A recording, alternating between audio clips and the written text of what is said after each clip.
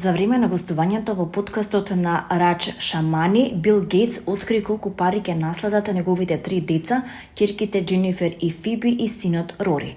Шамани рече дека многу родители во Индија сметаат дека е нивна должност да заштитат се за своите деца, наместо, например, да донираат, и го праша Гейт што мисли за ова.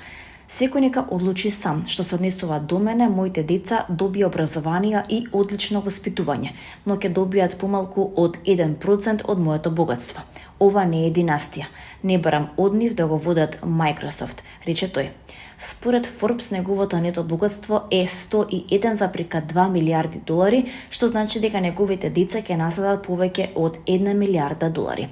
Тој додаде дека сака да им даде можност сами да заработат пари и успех. Тој смета дека луѓето кои се забогателе во технолошкиот сектор треба да користат најголем дел од своите пари за хуманитарни цели.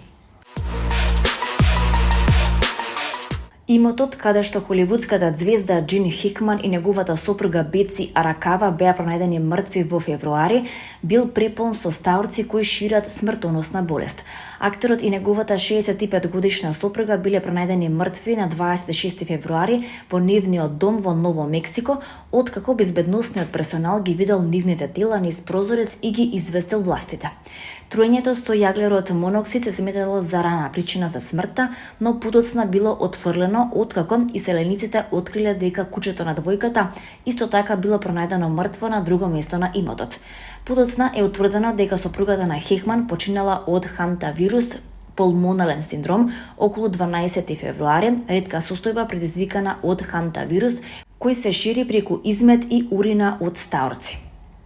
Се верува дека Хакман починал неколку дена подоцна на 18 февруари од тешка срцева болест која била влошена од халцемеровата болест и бубрежна слабост.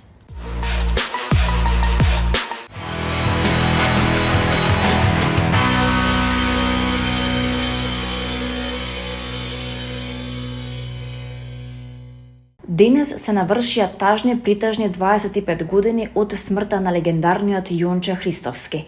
На времето тој беше толку многу популарен македонски пејач и композитор, така што неговата популарност се споредуваше со онаа на Здравко Чулич или на Мишо Ковач. Како поинаку, ако се знае дека е автор на македонската евергрин песна, антологиската Македонско девојче, примерно испеана од Виолета Томовска, а по која не препознава светот и ден денес. Освен што беше одличен композитор, тој се покажа и како вонсеријски текстописец на песните што ги пееше или ги пееа неговите колеги. Сите песни му беа во народен македонски дух и честопати патриотски, пренесувајќи ги така македонските корени во целиот свет.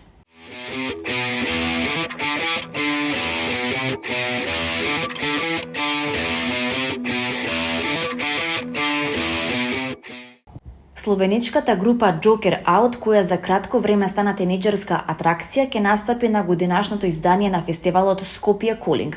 Концертот ќе биде на отворено и ќе се одржи на стадионот на Арама на 29 јуни.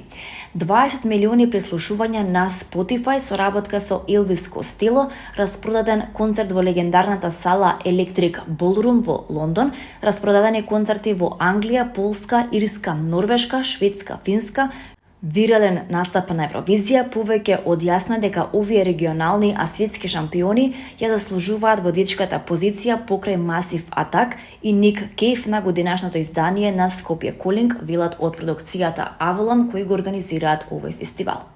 Влезниците ќе бидат во продажба од денеска со почеток во 10 часот.